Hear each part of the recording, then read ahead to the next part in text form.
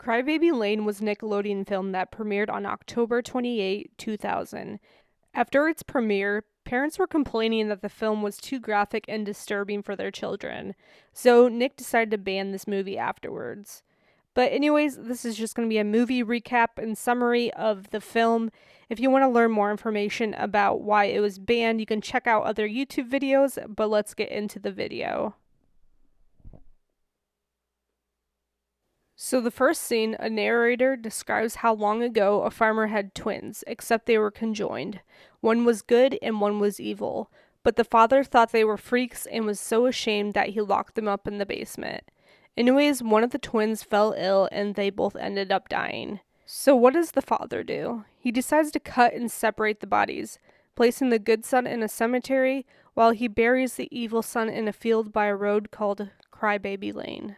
And legend has it that anyone on that road can hear the evil ghost crying for vengeance. You can already tell why this movie disappeared from Nick. But anyways, we're taken to the next scene in present time. A man named Bennett, who owns a funeral home, was telling this Crybaby Lane story to a couple of teenagers. The two boys head home, and one of the boys had a nightmare about the Crybaby Lane story. He tells his parents about his nightmare, and then his parents get all pissed off, saying that the old man is a bad influence and to never see him again. The following night, Carl and Andrew invite some girls over to the local cemetery where they try to wake up the good son's spirit from his grave. Anyway, they hear a child crying and see worms crawling beneath them. They run home after that. Next day, Andrew and Carl sneak out of their house to visit the girls again. After Carl nearly gets hit by a train, he sees more worms by his feet. While Andrew is on the other side of the train, Carl magically appears in the cemetery where the three girls approach him. But this time, there's something a little off about them. Their eyes are glowing. Then somehow he falls into a hole where this creepy guy says, "Help! You're mine, Carl." Once the train passes by, Andrew meets Carl on the other side. Somehow Carl is magically back on the road and doesn't explain anything to Andrew. At this point, I'm confused. I don't know if that was some weird dream or vision or something happened to Carl. I'm assuming that he maybe got possessed by the ghost or something. But anyways, Carl takes Andrew to some barn without explaining anything. Andrew falls into some mud and takes his clothes off for some weird reason. Then the girls approach Andrew when they start throwing stuff at him. Then a bull randomly starts darting at him. He then runs out of the barn and onto the streets half naked.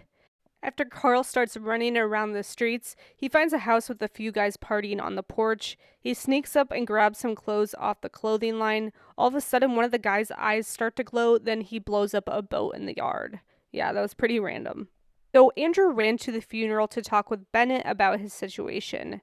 So Bennett revealed and tells them that the bodies of the farmer's twins were put in the wrong graves. So the good son was buried in the field, while the evil son was buried in the cemetery where Andrew and them had their ritual.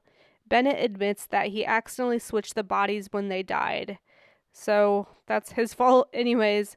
Apparently the ghost turned the girls and Andrew evil. That's why they have been acting so weird. Anyways, Andrew's angry mom brings him back home where Carl apologizes about the prank. So while Andrew's in the shower, Carl is acting a little strange. He slowly walks upstairs and goes into the bathroom, which is kind of creepy. So as Carl wipes away the fog from the bathroom mirror, you can see his eyes are glowing white and he's being really creepy. Anyways, he tries to open up the shower curtain and Andrew's not anywhere to be found. While Carl is in the house, Andrew runs to Mr. Bennett's for help. Mr. Bennett explains that there's a vine in the grave that comes from the twins' heart and tells Andrew to go to Crybaby Lane to cut it from its root. At this point, Andrew's confused, and I'm kind of confused as well. Like, how does Mr. Bennett know that there's a vine growing from their heart? Anyway, Mr. Bennett's nephew drives Andrew to Crybaby Lane, and just to let you know, the nephew doesn't even have a driver's license yet, so... Anyways, later in the scene, a cop drives them off a road and chases them around town. As the cop approaches, we see that he has those creepy glowing eyes. Carl and the nephew manage to escape and drive into the woods.